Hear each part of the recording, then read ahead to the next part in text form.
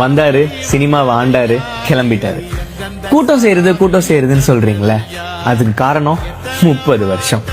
30 வருஷம் ஒரு entire ஜெனரேஷனே வளர்த்ததுதான். School போற குழந்தையில இருந்து ரிட்டையர் ஆன ஏஜ் பீப்புளோட மனசை பிடிக்கிறது ஒன்றும் அவ்வளோ ஈஸி இல்லை பாருங்க. No matter what genre it is, just say Vijay படம், அவ்வளவுதான். 6 வயசுல இருந்து 60 வயசு வரைக்கும் எல்லாரும் உட்காந்து பார்க்க ஆரம்பிச்சிருவாங்க. ஷர்ட் மேல ஷர்ட் போட்டு போக்கிரி பொங்கல்னு ஆடின காலத்துல இருந்து பிளடி ஸ்வீட் வரைக்கும் எல்லாருக்கும் அவங்க மேல அவ்வளோ பாசம்.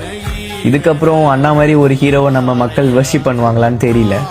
பசங்க பொண்ணுங்களுக்கெல்லாம் ஒரு அண்ணனா, தாய்மார்களுக்கெல்லாம் ஒரு பிள்ளையா, ஏஜ் பீப்புளுக்கெல்லாம் ஒரு பேரனா, எல்லாரும் நினைச்சது ஒண்ணு மட்டும்தானா. மனுஷன் சிங்கம் மாதிரி அப்படியே அந்த ஸ்கிரீன்ல வந்து நிக்கிறப்போல அந்த கண்ணு, அந்த நட, அந்த ஆரா, அவரோட டான்ஸ், ஃபைட்டுன்னு வர்றப்போ அந்த கூஸ் பம்ப்ஸ் இருக்கே, இனி நீ போயிட்டா என்னால அப்படி ஃபீல் பண்ண முடியுமான்னு தெரியலண்ணா. அந்த ஆளு சினிமாக்கு என்னதான் பண்ணல.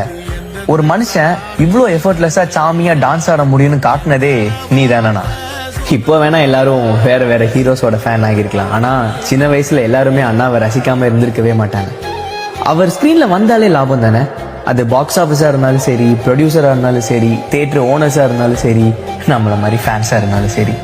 இது வர ஒரு படம் கூட டிராப் ஆகாம கன்சிஸ்டண்டா ஒருத்தர் 30 வருஷம் சினிமால பெரிய இடத்துல, அதுவும் இவ்வளோ ஹம்பிளா இருக்கிறது இஸ் நாட் எவ்ரி ஒன்ஸ். தெரியாமலோ அவரோட சின்ன சின்ன நுவான்சஸ், மேனரிசம் எல்லாம் இன்ஸ்பிரேஷனா எடுத்து இன்னைக்கு பல கோடி பேர் அவளை ஃபாலோ பண்ற ஆள்ல நானும் ஒருத்தன் நினைச்சு சந்தோஷப்படுறேன்.